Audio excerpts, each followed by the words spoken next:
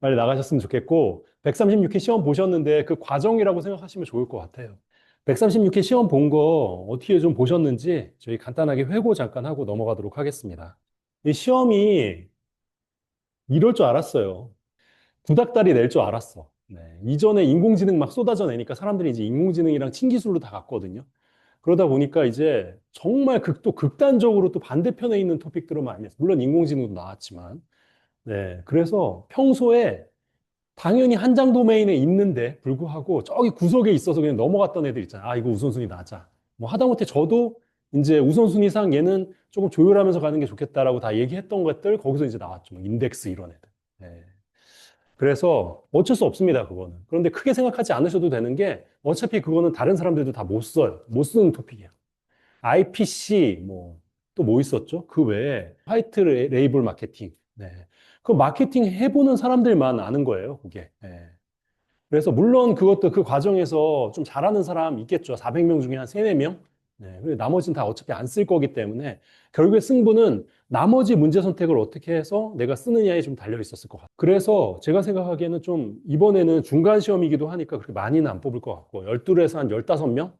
지금 12명 예상해 봅니다. 12명. 네. 요거는 타이트하게 기본 토픽들을 어떻게 방어를 했느냐의 가정하에 그 될 것 같고요. 자세한 내용은 이제 개인별로 쓰신 게 있기 때문에 복귀한 거 좀 보면서 네, 같이 얘기 나눠보도록 하겠습니다.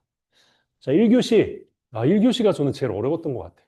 문제 좀 살펴보더라도 화이트 레이블 마케팅, 범용 AI 위험관리 프레임워크, 파이널 라운드에 있었더라고요, 보니까.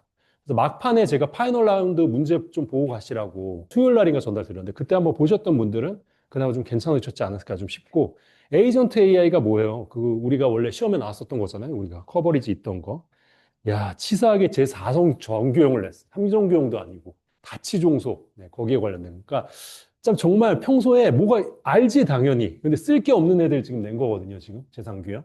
프록시 디자인 패턴. 디자인 패턴 제가 생각하기에 90%는 버리고 가는 범위잖아요. 그 중에서 프록시를 냈기 때문에 요거는 조금 아는 사람이 쓰지 않았을까. 네트워크 프록시 아닙니다, 이거. 소프트웨어 공학의 프록시예요. 네.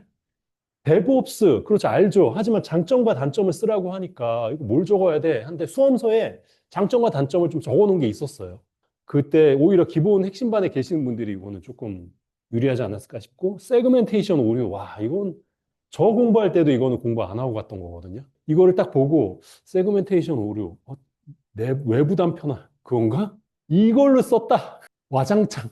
CXL은 저희가 출제했었잖아요. 이거 300분인가. 10기 8주차에 내 CAOS 할 때 출제했었네, 이게 제가. 서버리스도 이번 기수는 아니지만 지난 기수에 출제를 했었던 문제예요, 이것도. 보니까 서버리스 컴퓨팅 이게 2.0이 나왔더라고요. 그래서 거기에 관련된 게 이제 출제를 한 거고. 개인정보 안심구역, 데이터 안심구역 출제됐던 거 두 개 연결해서 낸 거고, 지금.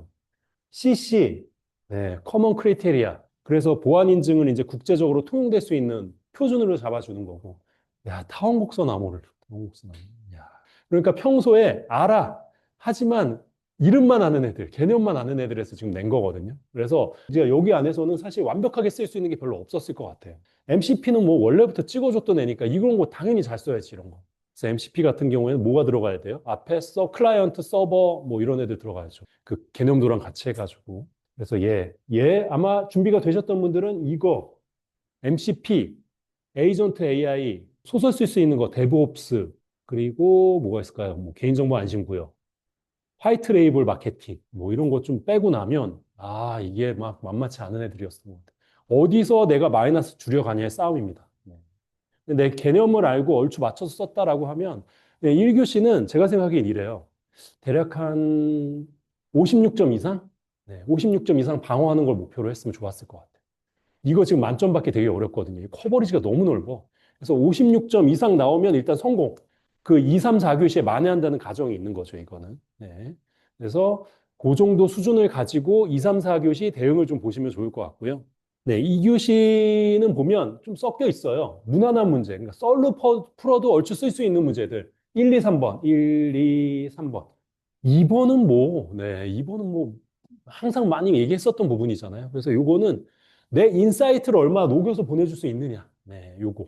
당연히 이런 비교 항목이니까 비교 항목 많이 적어줘야죠, 이거. 네. PMO 대상 사업의 범위도 정해져 있거든요, 얘도. 네. 그래서 감리랑 그렇게 다르지 않아요. 그래서 감리 기준으로 해가지고 좀 쓰셨으면 대신에 의무는 아니죠, 얘는. 네. 그래서 그건 좀 구분하셔야 될 것 같고 제도를 두 가지 관점에서 물어본 거기 때문에 그거.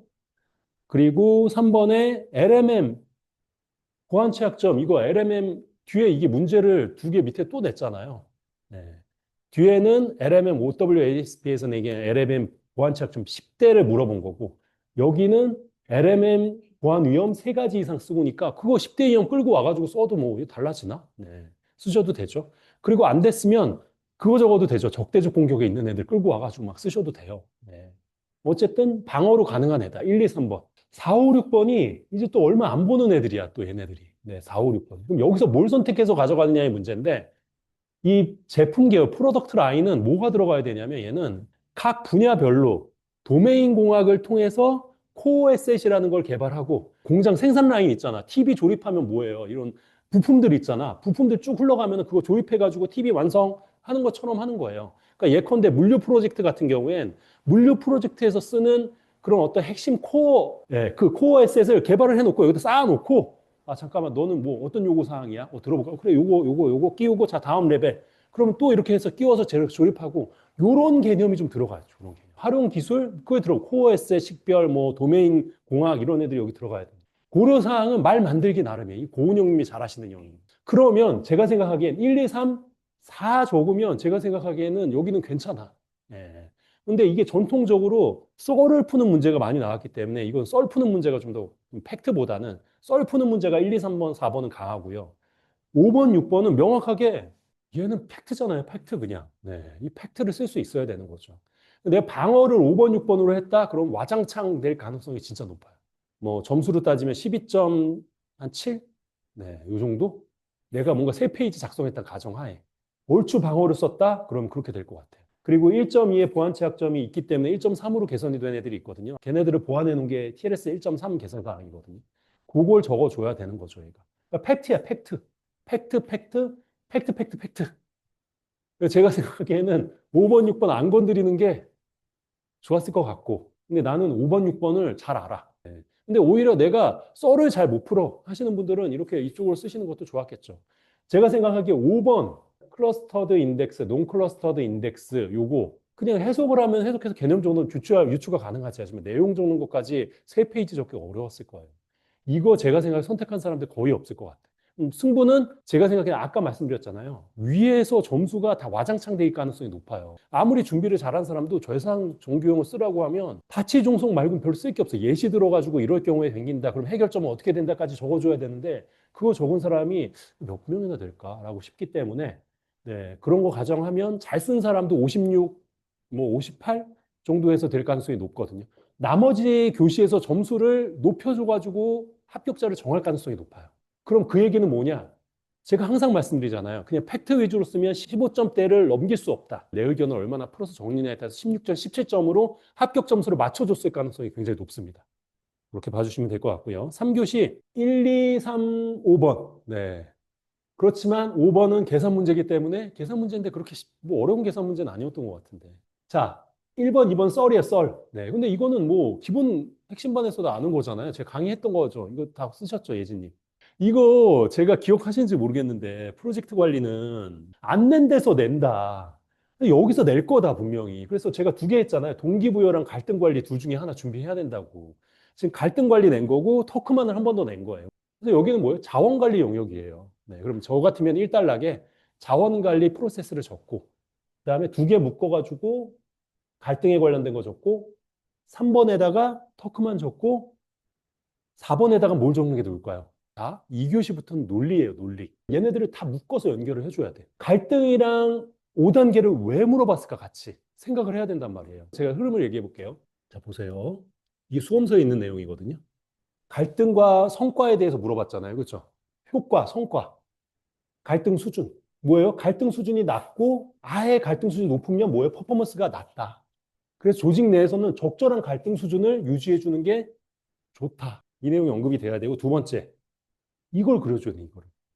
갈등에 대한 유형, 해결 방법. 그래서 윈윈하는 게 가장 좋기는 하죠. 근데 이상적으로 그게 안 되니까 컴프로만 타협하거나 하는 거고 PM이 권력이 세면 윈루즈 하는 경우도 있고 그게 아니면 루즈 윈. 내가 그냥 달래가면서 가는 거죠. 자, 이런 부분들이 있는데 제가 말씀드리고 싶은 건 뭐냐면 흐름을 만들어 볼게요. 자, 프로젝트의 성과는 적절한 갈등이 유지가 되는 게 좋다. 그래서 갈등이 발생했을 때는 5가지로 갈등을 해결할 수 있고 터크만 5단계에 따라서 1단계는 프로젝트 관리자가 갈등을 해결하기 위해서 뭘 해줘야 되고 2단계에는 뭘 해줘야 되고 3단계에는 뭘 해줘야 되고 이게 4단락에 나와 있으면 18점짜리였을 거예요. 연결이 되어 있잖아요. 그렇죠? 이걸 물어본 이유가 있겠죠. 그렇죠? 각 단계별로 형성, 스토밍, 표준화하고 퍼포밍하고 애드조닝 하잖아요. 그 각 단계별로 PM이 해야 되는 역할, 갈등 관리를 해야 되는 역할. 처음에는 까라면 까, 윈루즈 관계가 되겠지만 나중에 가면 퍼포먼스가 잘 날 때는 어떻게 해야 돼요? 적절하게 관리해줘야 되니까 컴프로마이징이나 루즈윈 관계로 가져도 괜찮다라는 걸 사달라. 이거 제 의견이긴 합니다. 그러니까 뭐냐면 이런 연결성을 가지고 써줘야 17점 이상이 나온다니까요. 네, 그래서 앞으로도 2교시를 쓸 때는 무조건 이렇게 엮어서 쓰고 마지막에는 결론을 좀 내주면 좋을 것 같습니다. 이것도 흐름을 좀 볼게요. AX가 중요한 이유, 추진 절차, 3가지 장애 요인 이상과 각 대응 방안. 그렇죠. 이것도 흐름이 있네요. 그렇죠. 기업 내에서 AX를 할 수밖에 없는 상황들이 와 있었고 근데 이렇게 추진을 해야 되는데 그 과정에서 문제는 이렇게 해결하면 됩니다. 이잖아요. 네, 각 대응 방안. 이건 대응 방안이 있기 때문에 4달라고 좀 쓸 게 별로 없기는 해요. 네.